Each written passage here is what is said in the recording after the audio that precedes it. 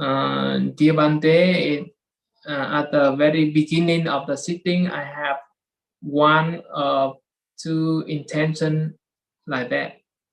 The first one is I have intention to sitting for 1 hour, and at that time my mind is very wandering, a lot of thinking, and very hard to come back to the object.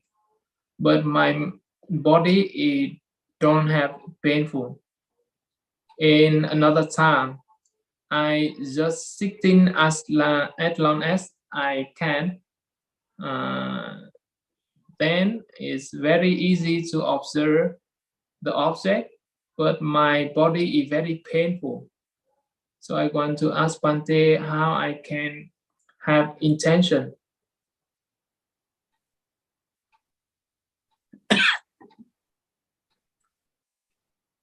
So first thing is the pain or the wandering mind is not arising due to the intention to sit 1 hour or not intention to sit 1 hour.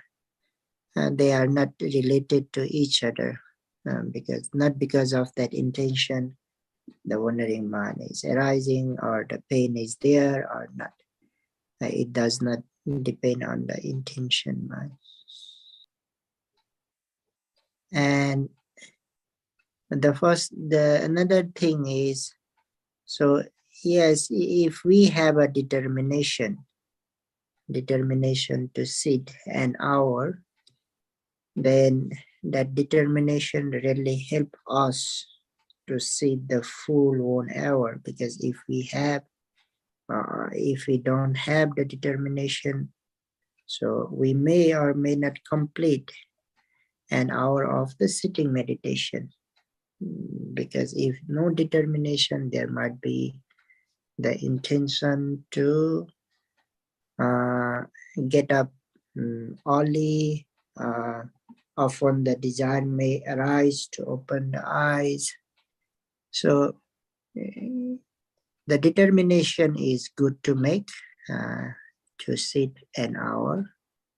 So that is the one thing. And second is, the intention mind is not the problem. We should not take them as the problem. Neither the wandering mind nor the pain. Both are not the problems. We should not take them as the problem. They are also the objects to be observed. In Satipatthana Sutta, Buddha mentioned by himself not only the bodily object, but mind, mentalities, or consciousnesses are also the object to be observed. The sensations, they are also the object to be observed. So that's why they are just the objects to be observed. They are not the problems. We have to understand that the wandering mind, thinking and thoughts, we are knowing because we are mindful. Like when we are not meditating, at the time we don't know what is happening in our mind, whether thinking, whether planning, whether wondering, whether focusing in our the action. We don't know what our mind is doing at that time. So the first thing is, why we are knowing about the mind is because of the mindfulness. So because of the mindfulness, we are knowing. So as the mindfulness develops and the concentration develops, we come to know the more mentalities, more minds, those that we have never realized before. So sometimes when the concentration becomes stronger, at that time also we come to see the many mentalities, more than before, more than then. So we come to see. So at that time we should not think that, oh, my meditation is no good, my mind is wandering, wondering a lot, thinking a lot. It is not because we are not mindfulness. It is not because our mind is not concentrated. We are knowing because mindfulness is there, concentration is there.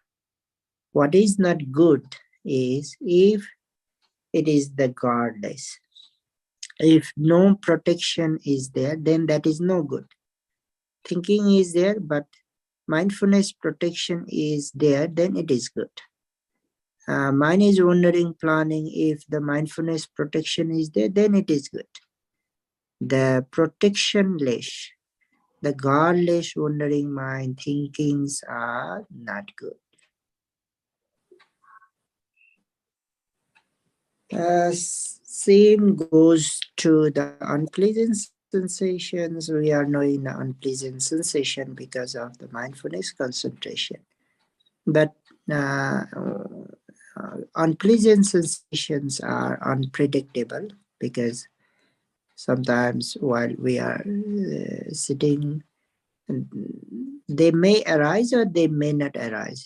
It is not certain and sure that they will arise.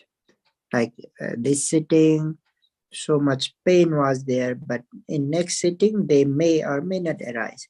So they are unpredictable. Sometimes they arise in each and every section, sometimes they don't. So unpleasant sensations are unpredictable.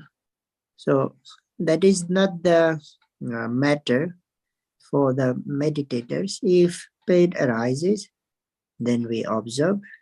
If no pain, then we don't need to observe. We have other objects to observe. The primary object is there to observe. The mentalities are there to observe. So we have other objects to observe. So we should not forget our duty, our responsibility. What is the duty of the meditator? Duty of a meditator is to know, to observe. If mentalities, the objects are there, then we observe. We have to observe. If physical sensations are there, then we have to observe. That is the duty of a meditator. So just to observe. Okay, hope he understood. Okay, so should we stop here? Yes, Bhante.